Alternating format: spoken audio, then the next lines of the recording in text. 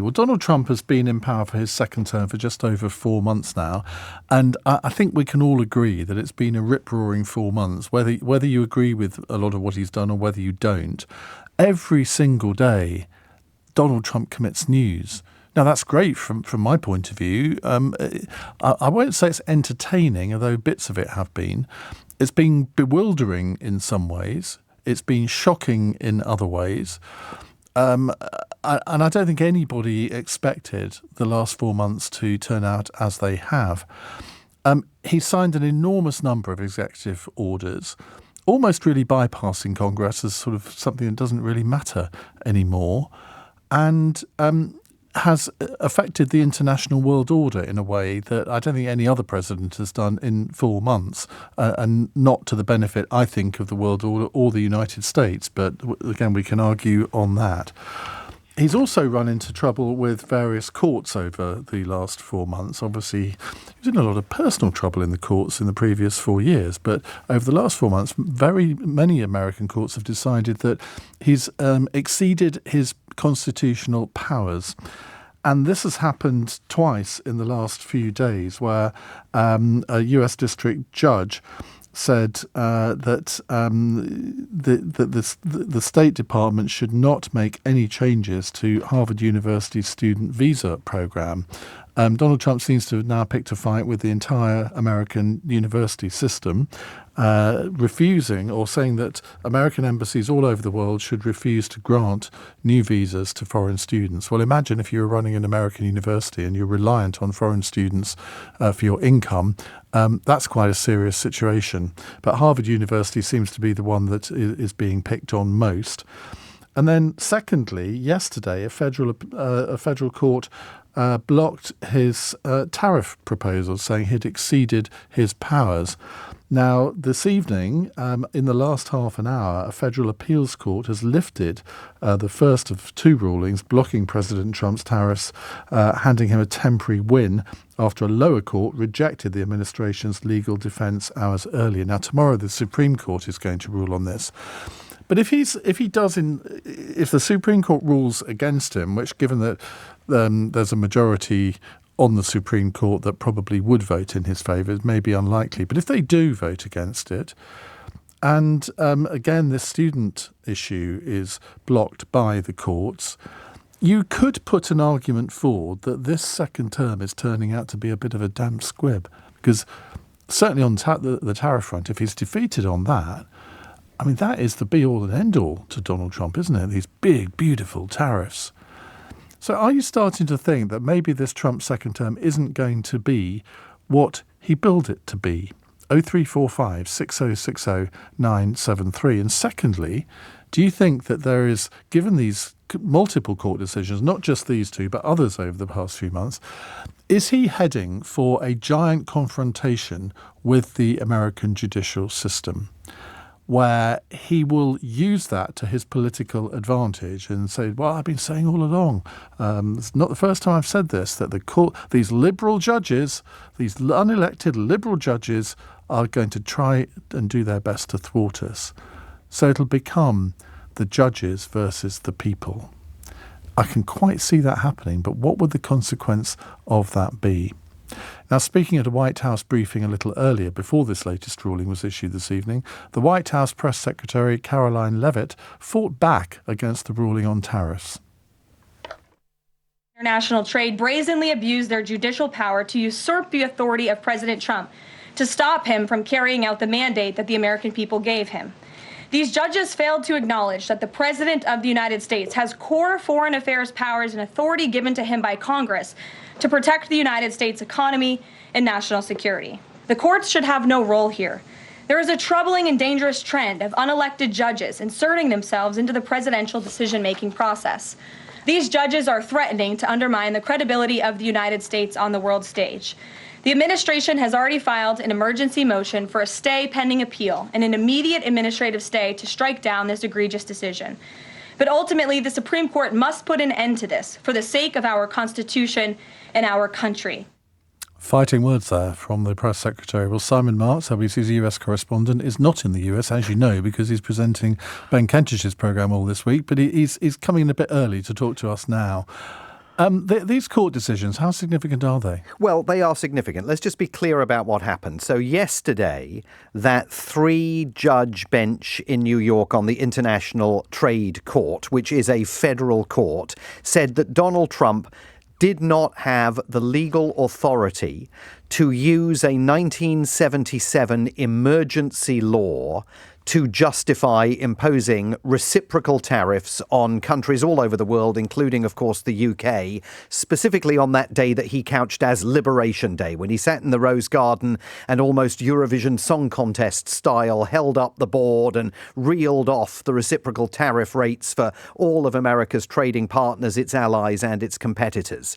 What's happened in the last few minutes is, of course, the White House immediately appealed that decision, because that decision by that federal court would upend Donald Trump's entire trade policy. I mean, the central plank of his economic policy and, to some extent, his national security policy is his commitment to tariffs and a trade war. And so what powers do have the courts over this? Because I don't really understand. In this country, it would definitely be for the Prime Minister of the day to decide our economic policy. Well, so that is exactly what the White House is arguing. The White House is saying, and this is all about the legislation that they used to justify how he was implementing these tariffs.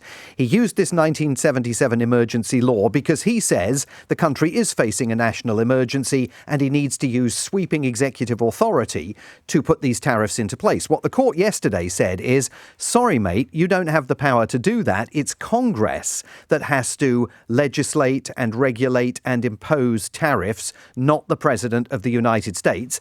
There are other legal instruments available to the president that he could try and use to put these tariffs into place, but he picked this 1977 emergency law, and this particular court is saying that law, under these circumstances, doesn't apply. What's happened tonight is that the White House is appealing that ruling, of course.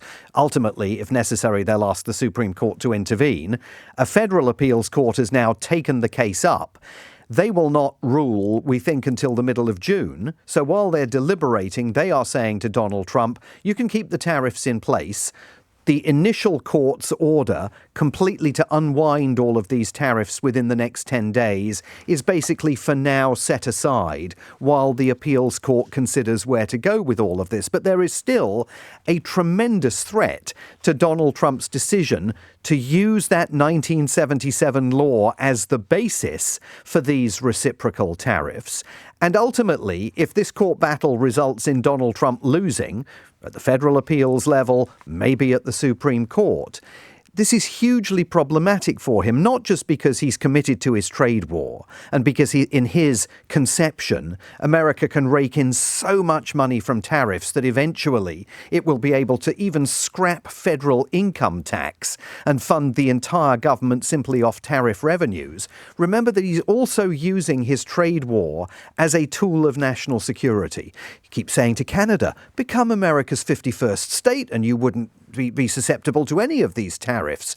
He says to the Chinese, you want me to lower my tariffs against you? Well, you need to stop the flood of fentanyl coming into the United States. I mean, he uses trade policy as an absolute tool of his national security efforts. Same with Russia and Ukraine over the efforts to bring peace to the war there. He couches all of it in terms of the benefits the US, Russia and Ukraine will accrue as a result of being able to trade in a post-war environment. So he's got a huge amount at stake here now. But couldn't he just go to Congress next week and say, OK, pass a bill, please? Of course, well, that's the issue, right? Why is he so intent on doing this end run around both the courts and Congress?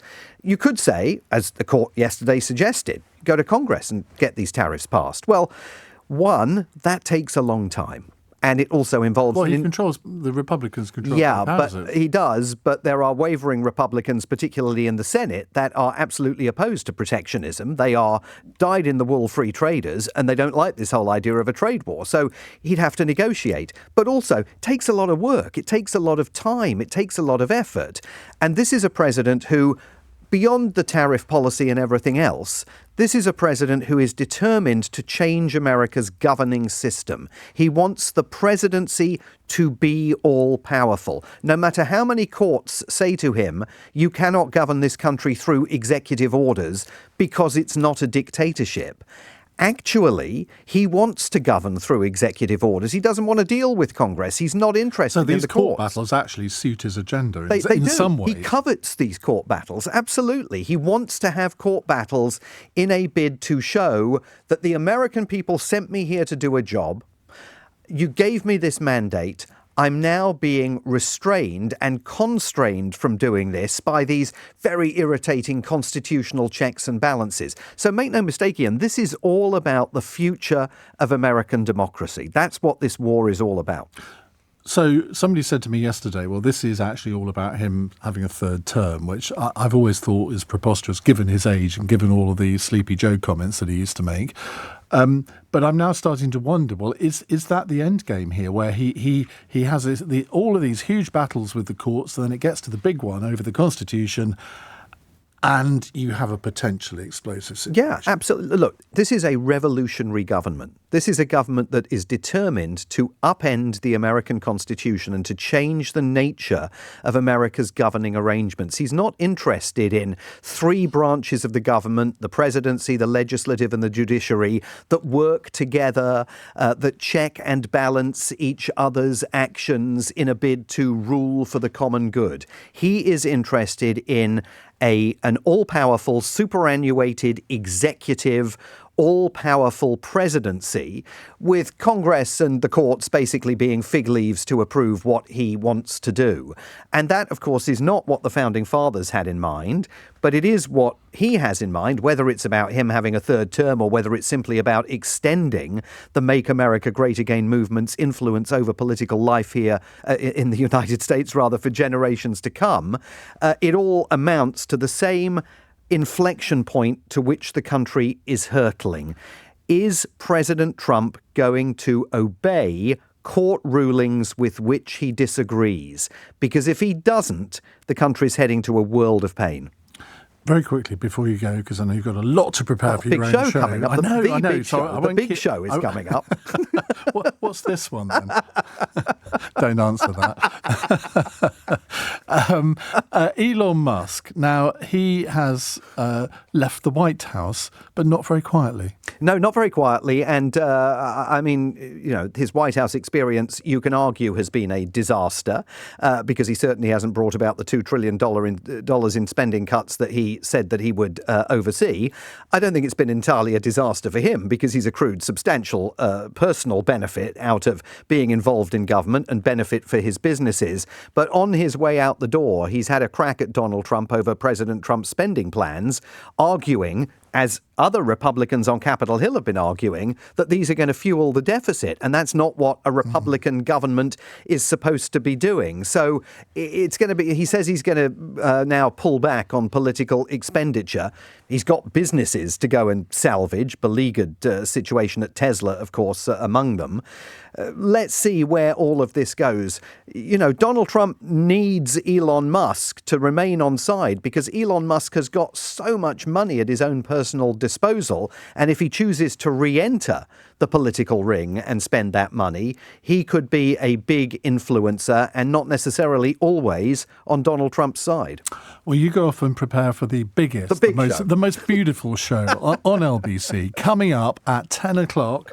Only 43 minutes to wait for Simon Marks. He'll be back with you. Thank you. Is that a big enough build-up? I'll take it. A beautiful build-up, I thought.